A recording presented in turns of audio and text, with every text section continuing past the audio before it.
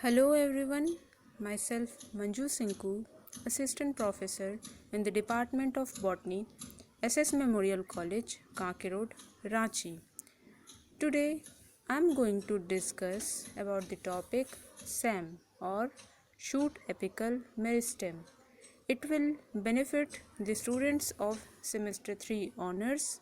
Paper of them is 5. It will also be helpful for students of semester 3 generic.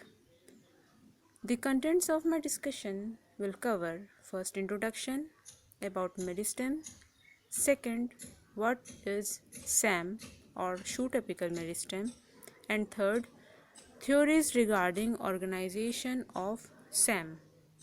Now let us talk about introduction.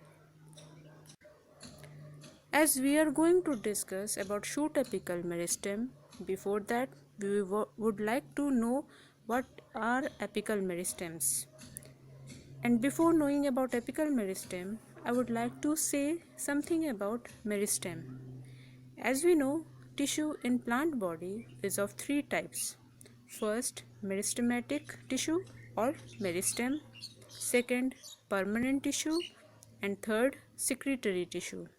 So, if in one sentence we want to define these three groups, then we can say that meristem or meristematic tissue are continuously dividing cells. Permanent tissues are non-dividing cells but may divide at the time of need, whereas secretory tissues are those cells which are concerned with secretion of organic substances like resin, gums, latex, volatile oils, etc. Now, let us talk about meristem. During the development of plant body, meristem plays a very important role. From a simple unicellular zygote, by various multiple divisions, multicellular embryo mass is formed, which by various changes develops a cotyledon and a short axis which contain radicle and plumule region. As we know, radicle give rise to root and plumule give rise to shoot. Thus, at that embryonic stage, radicle or plumule will contain meristem that will give rise to root and shoot. Thus, the growth which leads to elongation of shoot and root from a mature embryo is called primary growth. Hence, primary growth leads to increase in size of the plant body, or we can say linear growth takes place, whereas secondary growth leads to increment in thickness, thus forming secondary tissue. Hence, growth in the plant body may occur via primary or secondary medium. Primary growth is due to activity of meristem. These tissues, if present at the apical or apex region, then they are called apical meristem. If meristem present at the apex of root, it is termed as root apical meristem. And if meristem present at the apex of shoot, it is termed as shoot apical meristem. As I was discussing about shoot apical meristem, we can again define it as meristematic or promeristem initials at the apex of shoot is called shoot apical meristem.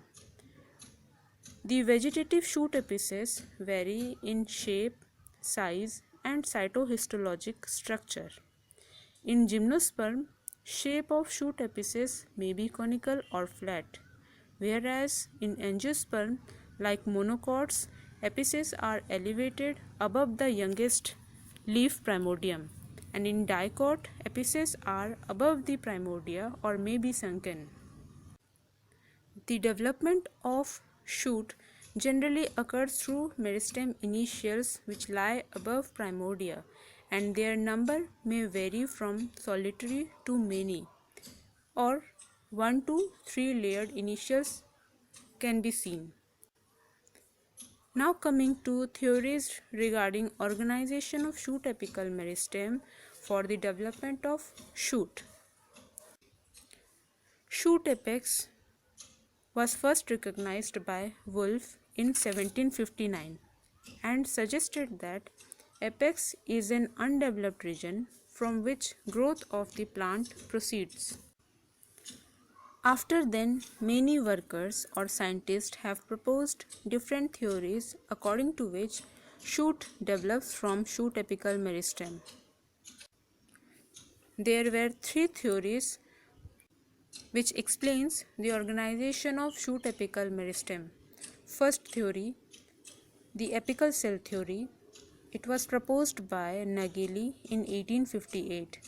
According to this, a solitary apical cell which occur in many algae, bryophytes and vascular cryptogams and even in phanerogams control or govern the whole process of growth of stem or root.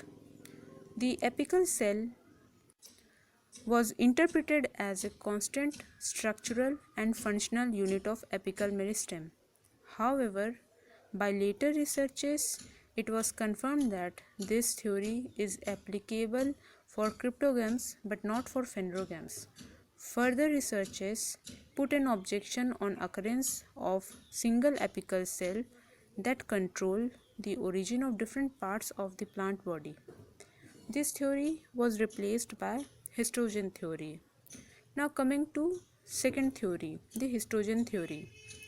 It was introduced by Hansteen in 1870. He suggested that promeristem is separated into three distinct zones or histogens. According to this theory, apical meristems are composed of small mass of cells which are all alike and are in a state of division, and those cells differentiate into three regions, that is dermatogen, peribelum and plerome. Dermatogen give rise to epidermis, which is single outermost layer. Peribelum is internal to dermatogen and is the region of apical meristem, middle region. At the apex it is single layered, but in central part it becomes multi-layered.